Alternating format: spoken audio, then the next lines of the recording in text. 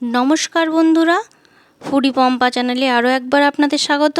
আশা করছি সবাই ভালো আছেন, সুস্থ আছেন। আমরা সকলেও ভালো আছি। পুরভরা পটলের দ্বিতীয় রেসিপি নিয়ে আজকে আমি আপনাদের কাছে এসেছি। আমার চ্যানেলে আরও একটি পটলের পুরভরা রেসিপি আছে, তবে আজকে আমি ভিন্ন ধরনের পুর দিয়ে পটলের একটা রেসিপি করে দেখাবো। তো এখানে পুরের জন্য সবার প্রথমে আমি নিয়ে নিয়েছি মুসুর ডাল আর নিয়ে নিয়েছি আতপ চাল, এবং ডাল এবং চালটিকে ভালোভাবে ধুয়ে এবার আমি একটু ভিজিয়ে রেখে দেব। এরপরে আমি এটা যতক্ষণে ভিজুক ততক্ষণে পটলটাকে আমি রেডি করে নিচ্ছি। তো এখানে নিয়ে নিয়েছি পটলগুলোকে আমি ভালোভাবে কেটে নেব।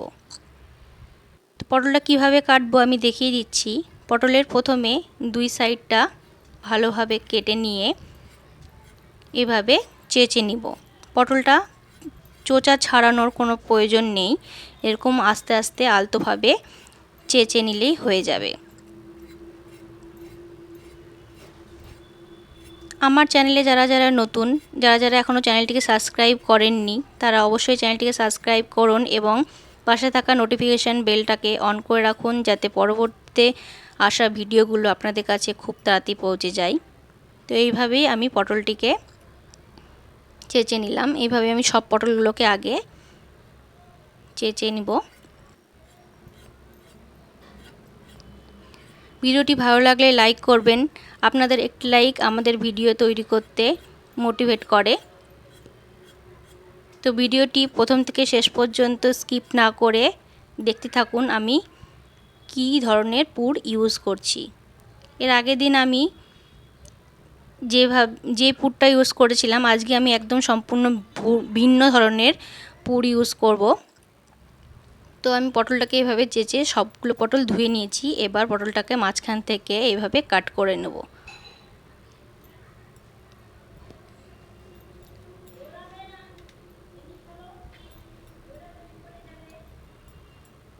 সবগুলো পটল আমি মাঝখান থেকে এভাবে আস্তে আস্তে ভালোভাবে কাট দিয়ে দিচ্ছি। এবার আমি একটা চামচের সাহায্যে ভেতর থেকে সমস্ত শাঁসটাকে বের করে নেব। খুব আস্তে আস্তে এই শাঁসটাকে বের করে নিতে হবে এবং একটা পকেটের মতো জায়গা তৈরি করে নিতে হবে। এই কাজটা খুব আস্তে ধীরে সুস্থে করা দরকার, কারণ পটলটা ফেটে যাওয়ার সম্ভাবনা থাকে। আর শাঁসটা ফেলে দেওয়ার প্রয়োজন নেই, শাঁসটা পুরের মধ্যে ইউজ করব। তাই শাঁসটাকে বের করে একটা সাইডে রেখে দেব। তো দেখুন আস্তে আস্তে এইভাবে ভেতরে যতটা শাঁস বের করা যায় ততটাই বের করে নিচ্ছি।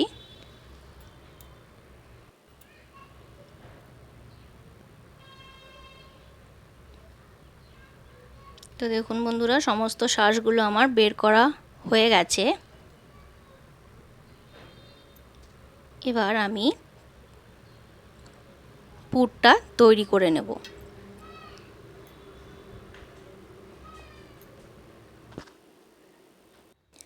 তো এবার পুরটা তৈরি করে নিয়ে নিচ্ছি প্রথমে একটা মিক্সিং জার। এরপরে আমি এর মধ্যে দিয়ে দিচ্ছি ডাল। আমার ডালটা বেশি হয়ে গেছে, এতটা ডালের প্রয়োজন নেই, আপনাদের যতটা ডালের প্রয়োজন ঠিক ততটাই দেবেন। দিয়ে দিচ্ছি চাল। এরপরে আমি পটলের যে শাঁসটা ছাড়িয়ে রেখেছিলাম সেই শাঁসটাও এর মধ্যে দিয়ে দেব।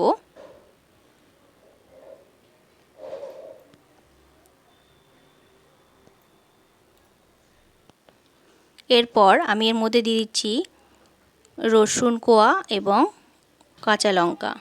এখানে আমি ছোট ছোট 4-5টা কোয়া ইউজ করেছি।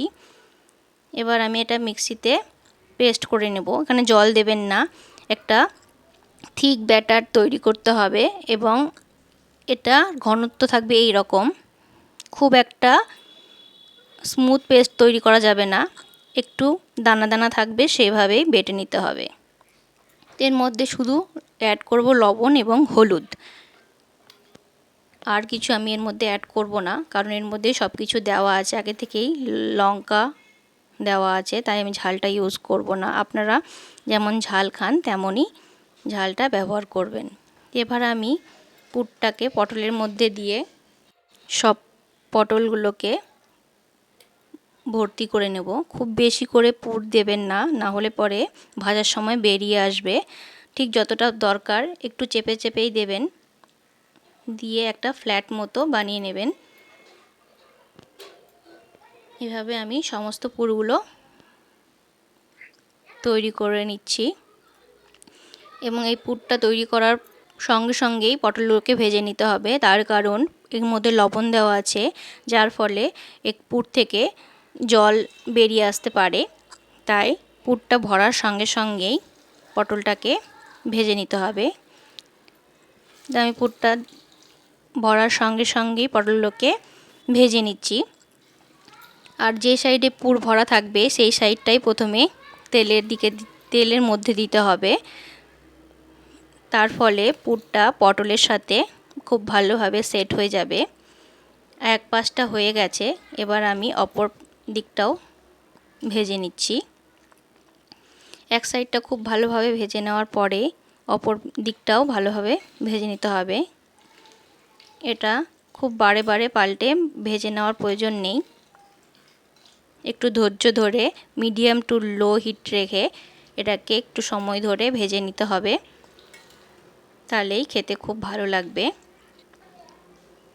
তো দেখুন পটলগুলো আমার কত সুন্দর লাল করে ভেজে নেওয়া হয়ে গেছে।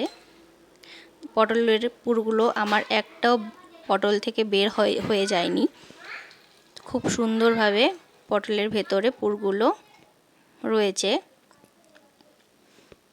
এবার আমি পটলগুলো আস্তে আস্তে তুলে নিচ্ছি। তো ভিডিওটি ভালো লাগলে লাইক করবেন। আপনাদের একটা লাইক আমাদের ভিডিও বানাতে মোটিভেট করে এবং কমেন্টে জানাবেন কেমন হয়েছে। চ্যানেলটিতে যারা নতুন তারা সাবস্ক্রাইব করবেন। ভিডিওটি শেষ পর্যন্ত দেখার জন্য আপনাদের অশেষ অশেষ ধন্যবাদ।